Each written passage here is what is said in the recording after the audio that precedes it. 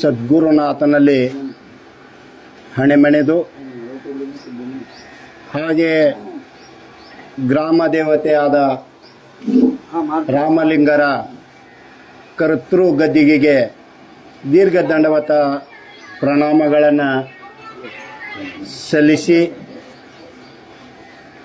ಹಾಗೆ ವೇದಿಕೆ ಮೇಲೆ ಕುಳಿತಂಥ ಎಲ್ಲ ಅಧ್ಯಕ್ಷರ ಮೊದಲುಗೊಂಡ ಎಲ್ಲ ಜ್ಞಾನಿಗಳಿಗಿನ ಅನೇಕ ವಂದನೆಗಳು. ಹಾಗೆ ಶಿವಶರಣರು ಶರಣೆಯರಿಗೂ ಕೂಡ ನನ್ನ ಅನೇಕ ವಂದನೆಗಳು. ಇವತ್ತ ವಿಷಯ ನಿಜಗುಣ ಶಿವಯೋಗಿಗಳ ನಿತಿಕಿರಿಯ ಸ್ಥಳ 14ನೇ ಪದ್ಯ. ಅದರೊಳಗಿಂದ ಒಂದು ವಿಷಯ ಜ್ಞಾನಿಗಳು ಇಟ್ಕೊಂಡಾರ. ಮನುಜ ಕುಲದ ಜನದ ಲಾಭವಾಹುದು ದಾನ್ಯಾರೆಂದು ತಿಳಿದು ಅಂತ. ಈ ಮನುಷ್ಯನ ಕುಲದ ಜನದ ಲಾಭವಾಹುದು ಆರ್ಯಾನೆಂದು ತಿಳಿದು ಅಂತ ವಿಷಯ. ಈ ಮನುಷ್ಯನ ಜನ್ಮ ಎತ್ತಿ ಬಂದ ಬಳಕ 84 ಲಕ್ಷ ಯೋನಿ ಒಳಗೆ ತಿರುಗಿ ಮನುಷ್ಯನ ಜನ್ಮ ಬಂದೈತಿ. ಬಂದ ಬಳಕ ಅತಿ ಶ್ರೇಷ್ಠವಾಗಿರ್ತಕ್ಕಂಥ ಈ ಮನುಷ್ಯನ ಜನ್ಮ ಏನೋ ಅಪರೂಪ. जन्माचे मूळ पाहिले शोधून दुःखाशी कारण जन्म घ्यावे. पाप पुण्य करूने जन्मवेतो प्राणी नरदेह येऊन हानी केली ಅಂತ. ಈ ಮನುಷ್ಯನ ಜನ್ಮ ಬಹಳ ಶ್ರೇಷ್ಠವಾಗಿರ್ತಕ್ಕಂಥ ಜನ್ಮಾಚೆ ಮೂಲ ಅಂದ್ರೆ ಈ ಮನುಷ್ಯನ ಜನ್ಮ ಬಂದ ಸ್ವಾರ್ಥಕತೆಯನ್ನು ಮಾಡ್ಕೋಬೇಕು. 84 ಲಕ್ಷ ಯೋನಿ ಒಳಗ ತಿರುಗಿ ಬರಬೇಕಾದ್ರ ಅಷ್ಟೇನ ಸುಲಭದಿಂದ ಬಂದಿಲ್ಲ.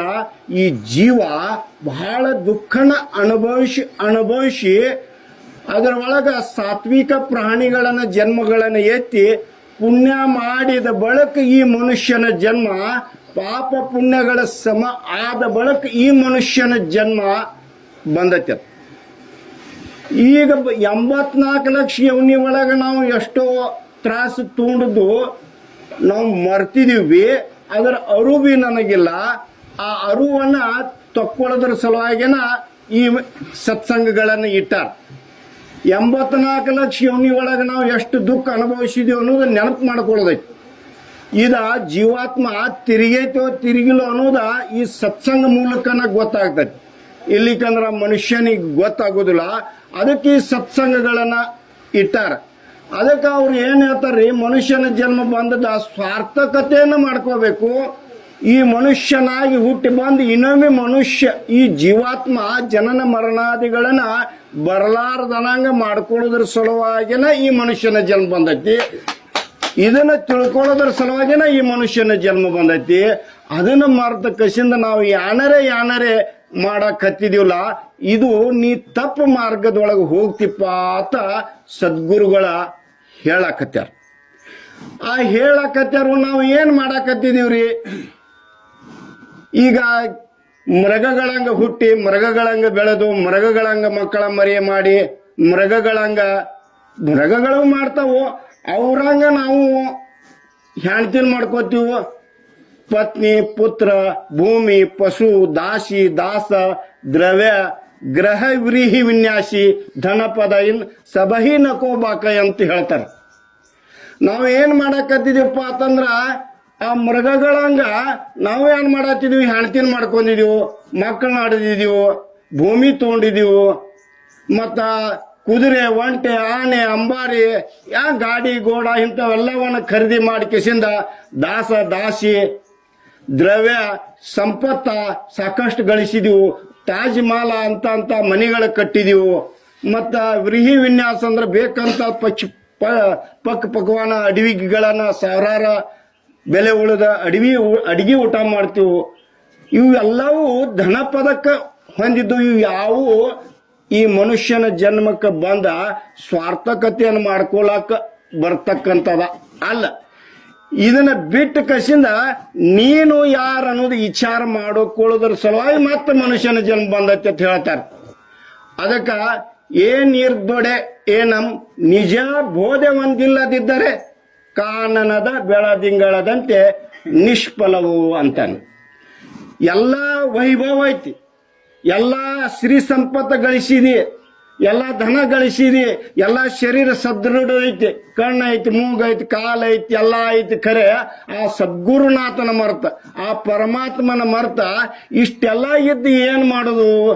ನಿಜ ಬೋಧೆ ಹೊಂದಿಲ್ಲದಿದ್ದರೆ ನಿನಗ ಆತ್ಮದ ಸ್ವರೂಪದಾಗಲಿ ಆ ಸದ್ಗುರುಗಳದ ಚರಣಕ್ಕೆ ನೀ ಹೋಗಿರ್ಲಿಲ್ಲ ಅಂದ್ರ, ನಿಜ ಬೋಧೆವನ್ನ ನೀ ತಗೊಂಡಿರ್ಲಿಲ್ಲ ಅಂದ್ರ ಕಾನನದ ಬೆಳದಿಂಗಳದಂತೆ ನಿಷ್ಫಲವು. ಅಂದ್ರೆ ಕಾನನ ಅಂದ್ರೆ ಬೆಟ್ಟದ ಮೇಲೆ ಬಿದ್ದಂತ ಬೆಳದಿಂಗಳ ಆ ಗುಡ್ಡದ ಒಳಗೆ ಹೋಗಂಗಿಲ್ಲ.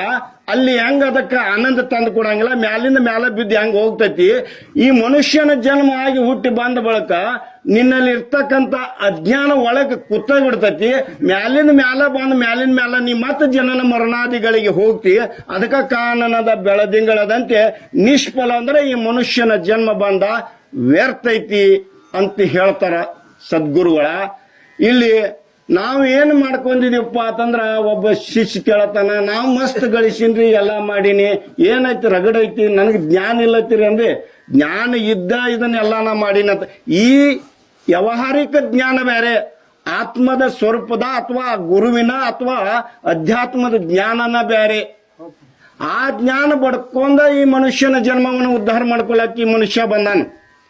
ಅದಕ್ಕೆ ತೋರುವ ತನು ಇದು ತಾನಲ್ಲ ವ್ಯಂತನ್ನೇ ತೋರುವ ಘಟಪಟಾದಿಗಳಂತೆ.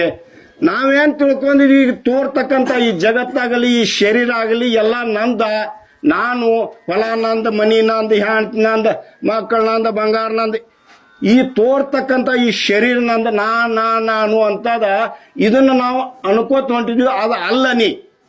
ನಿನ್ನಲ್ಲಿ ಇರ್ತಕ್ಕಂಥ ತೋರುವ ಘಟಪಟಾದಿಗಳಂತೆ ಎಲ್ಲ ಘಟದೊಳಗಿರ್ತಕ್ಕಂಥ ಹೊರಗಿರ್ತಕ್ಕಂಥ ಸ್ವಯಂ ಸ್ವರೂಪದ ಜ್ಞಾನ ನೀ ಮಾಡ್ಕೊಳಾಕ ಈ ಮನುಷ್ಯನ ಜನ್ಮ ಬಂದೈತಿ ಅಂತ ಹೇಳ್ತಾನ.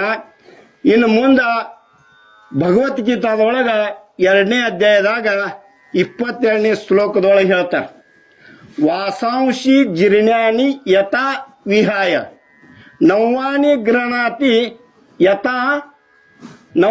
ಗೃಹಣಾತಿ ನರೋ ಉಪರಾಣಿ ತಥಾ ಶರೀರಾನಿ ವಿಹಾಯ ಜಿರ್ಣ್ಯ ಅನ್ಯಾನಿ ಅಂತ. ಅಂದ್ರ ಈ ಶರೀರನ ಅಂತ ನೀ ತಿಳಿದ ಕಸಿಂದ ಏನ್ ಮಾಡಾಕತ್ತಿದಿಲ್ಲಪ್ಪ, ಈ ಶರೀರ ನೀ ಅಲ್ಲ. ಒಳಗಿರ್ತಕ್ಕಂಥ ಜೀವಾತ್ಮ ಎಷ್ಟೋ ಜನ್ಮಗಳನ್ನ ಪಡ್ಕೋತ ಬಂದಾನ, ಎಷ್ಟೋ ಪಾಪ ಕರ್ಮಗಳನ್ನ ಮಾಡ್ಕೋತ ಬಂದಾನ. ಆ ಪಾಪದ ಕರ್ಮದಿಂದ ಈ ಮನುಷ್ಯನ ಜನ್ಮ ನಿನಗೆ ಬಂದೈತಿ. ಈ ಮನುಷ್ಯನ ಜನ್ಮದೊಳಗೆ ಈ ಪಾಪ ಆವರಣ ವಿಕ್ಷೇಪ ಮಲದೋಷಗಳನ್ನ ನೀ ಕಳ್ಕೊಂಡಿ ಅಂದ್ರ ನಿನಗೆ ಜನ್ಮ ಮರಣಾದಿಗಳನ್ನ ನಿನಗೆ ಬರುದಿಲ್ಲ. ಅದನ್ನ ಕಳ್ಕೊಲಿಲ್ಲ ಅಂದ್ರ ಮತ್ತೆ ನಿನಗೆ ಜನನ ಮರಣಾದಿಗಳ ಬರ್ತಾವ. ಮತ್ತ ಈ ಶರೀರ ಮತ್ತೆ ಬ್ಯಾರೆ ಜೀವಕ್ಕ ಪ್ರಕಟ ಆಗಿ ಮತ್ತೆ ಈ ದುಃಖನ ನೀ ಅನುಭವಿಸ್ತಿ, ಈ ದುಃಖ ಪ್ರಾಪ್ತಿ ಮಾಡ್ಕೋತಿ. ಅದಕ್ಕ ಹೆಂಗ ದುಃಖ ಪ್ರಾಪ್ತಿ ಆಗ್ತೈತಪ್ಪ ಈ ಜೀವಕ್ಕಂದ್ರ, ಈ ಶರೀರ ಹೊಸ ಅಂಗಿಯನ್ನ ಕಳೆದ ಮತ್ತೊಂದು ಮನುಷ್ಯ ಈ ಜೀವ ಹೆಂಗ ಅಂಗಿ ಹಾಕೋತಾನ ಹೊಸ ಅಂಗಿ, ಹಂಗ ಈ ಶರೀರ ನಾಶ ಆದ ಬಳಕ ಈ ಶರೀರನ ಬಿಟ್ಟು ಮತ್ತೊಂದು ಶರೀರ ಧಾರಣ ಮಾಡಿ ಜನನ ಮರಣಾದಿಗಳ ಪಡ್ಕೋತಾನ. ಅದಕ್ಕೆ ಇದು ನೀತಿಕ್ರಿಯಾ ಸ್ಥಳದೊಳಗೆ ಏನ್ ಅಂತಾರಪ್ಪ ಅಂತಂದ್ರ, ಆವರಣ ಮತ್ತು ವಿಕ್ಷೇಪ ಮಲದೋಷಗಳನ್ನ ತೊಳ್ಕೊಂಡ ಮನುಷ್ಯ ನಾ ಯಾರು, ನಾ ಎದಕ್ಕೆ ಬಂದಿನಿ, ನಾ ಏನ್ ಮಾಡ್ಬೇಕಾಗೈತಿ, ಯಾವುದು ಒಳ್ಳೇದು ಯಾವುದು ಕೆಟ್ಟದು ಯಾವಾಗ ತಿಳಿತೈತಿ ಅವಾಗ ಅವನ ಆತ್ಮದ ಸ್ವರೂಪದ ಜ್ಞಾನ ಆಗ್ತೈತಿ. ಅಲ್ಲಿ ತನಕ ಏನೂ ಆಗುದಿಲ್ಲ. ನೀ 1000 ಜಪ ಅನ್ನೋ 100 ಅನ್ನೋ ಆ ಜಪಕ್ಕೆ ಏನು ಕಿಮ್ಮತ್ತಿಲ್ಲ.